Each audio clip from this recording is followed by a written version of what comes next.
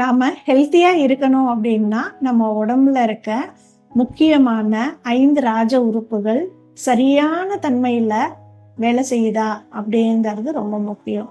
அந்த 5 உறுப்புகள் lungs, heart, spleen, kidney and liver. இந்த 5 உறுப்புகளும் உங்களுக்கு சரியான தன்மையில வேலை செய்யணும் அப்படின்னா உங்களுக்கு அதுக்கு தேவையான உயிராற்றல் இந்த பிரபஞ்சத்துல இருந்து வரணும். இந்த பிரபஞ்சத்துல இருந்து வரக்கூடிய அந்த உயிராற்றல் ஒரு ஒரு உறுப்புக்கும் கரெக்டா போய் சேர்ந்து அதோட வேலையை அது கரெக்டா செய்யும் போது நமக்கு உடம்புல எந்த பிரச்சனையும் இருக்காது. அந்த மாதிரி அது கரெக்டா அந்த உயிராற்றலை எடுத்துட்டு அந்தந்த ஆர்கனுக்கு போய் சேரணும் அப்படின்னா அதுக்கு நம்பர் 1 நம்மளுடைய மனசு ரொம்பவுமே அமைதியான ஒரு நிலையில இருக்கணும்.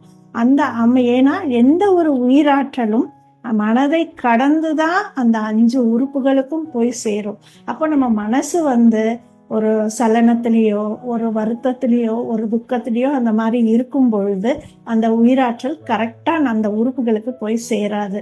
அதனால நமக்கு அந்த உறுப்புகளுக்கு சேர வேண்டிய சக்தி கிடைக்காததுனால அந்த உறுப்புல பிரச்சனை ஏற்பட்டு அது சம்பந்தமான பிரச்சனைகள் நம்மளுடைய உடல்நிலையில ஏற்படுது. அப்போ நம்ம ஃபர்ஸ்ட் எதை கரெக்ட் பண்ணணும் அப்படின்னா மனசை தான் கரெக்ட் பண்ணணும். மனசை கரெக்ட் பண்ணணும் அப்படின்னா கண்டிப்பா தியானம் நம்மளுடைய லைஃப்க்கு ரொம்பவே உதவி பண்ணும். அந்த தியானம் பண்றதுக்கு எனக்கு டைம் இல்லை அப்படின்னா 10 நிமிஷம் கண்ணை மூடிட்டு எங்களோட மூச்சை மட்டும் கவனிச்சு பாருங்க. இதை டெய்லி காலையில சாயங்காலம் 2 வேளை பண்ணி பாருங்க. இது விபாஷனாவோட ஃபர்ஸ்ட் ஸ்டெப்பு. இது இதுக்கு மேல இன்னமும் இருக்கு. மேக்சிமம் பாத்தீங்கன்னா ஒரு 20 நிமிஷம் தான் நீங்க அந்த மெடிடேஷனை பண்ணுவீங்க. அது பண்ணும் போதே உங்களுக்கு ஒரு அமைதி. என்ன மாதிரியான பிரச்சனைகளா இருந்தாலும் அது உங்களுடைய உள்ளுக்கு போகாது. உங்களுடைய காதுல கேட்டு அது அப்படியே வெளியில போயிடும். உள்ள போனாதான் பிரச்சனை வரும். அந்த மாதிரி போகாம இருக்கணும்னா கண்டிப்பா நீங்க மெடிடேஷன் அப்படிங்கிற ஒரு விஷயத்த கத்துக்கணும். தேங்க்யூ.